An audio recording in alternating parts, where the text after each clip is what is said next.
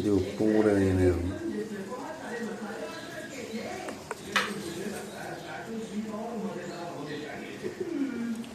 ഇച്ചിരി ഉപ്പൊക്കെ ഇങ്ങനെ ഇട്ട് ഇങ്ങനെ കുഴക്കണം. ചട്ടി ചോറ് കഴിക്കുന്നുണ്ടോ?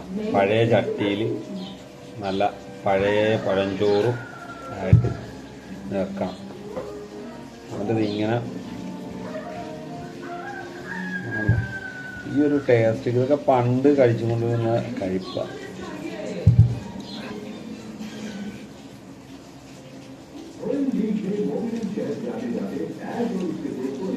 ഇതേപോലെയൊക്കെ കഴിക്കാൻ പറ്റിയ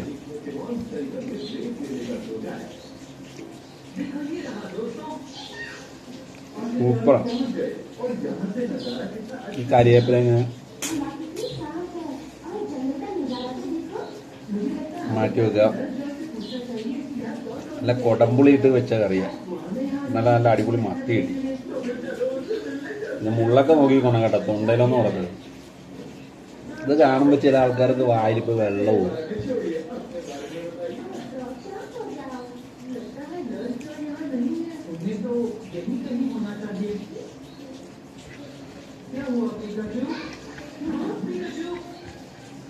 ഇങ്ങനെ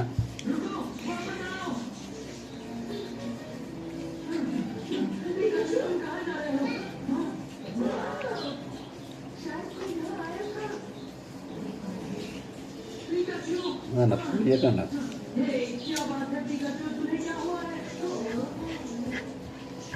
അങ്ങനെ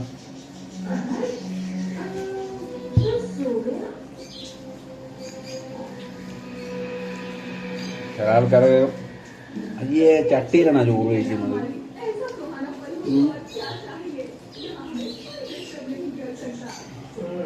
ഒരു 1992 കാലഘട്ടങ്ങളിലൊക്കെ ജീവിച്ച് 2026 വരെ ആയി. അതിൻ്റെ ഇടയ്ക്ക് ചട്ടിയിലല്ല നമ്മളൊക്കെ കഴിക്കാത്ത ആഹാരങ്ങളില്ല. ഇന്ന് അതൊക്കെ ആൾക്കാർക്ക് കഴിക്കുമ്പം ഭയങ്കര കുറച്ചിലായിരിക്കും. ഇപ്പം കുഴിമന്തിയുടെയൊക്കെ പുറകെ പോണ കാലമുണ്ട്. കുഴിമന്തി, അൽഫാമ്, അങ്ങനെ എന്തൊക്കെ കഴിച്ചെന്ന് പറഞ്ഞാലും ഈ പഴയ ചോറും ആ പഴയ മീൻകറിയും ആ പഴയ കാലവും ആരും മറക്കില്ല. ഇന്നൊരു കഷ്ണം കപ്പ കഴിച്ചാൽ ഗ്യാസ് ഗുളിക മേടിക്കാതെ നടക്കണം, ആശുപത്രിയിൽ പോകണം, ഷുഗർ, കൊളസ്ട്രോള്, എന്തൊക്കെയാണ്.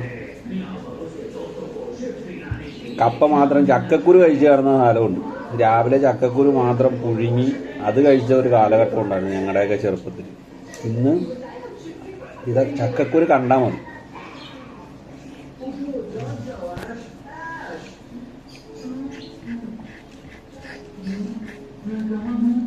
എന്തായാലും സ്വർഗമാണ് കഴിക്കാം, ഒന്നും പറയാനില്ല.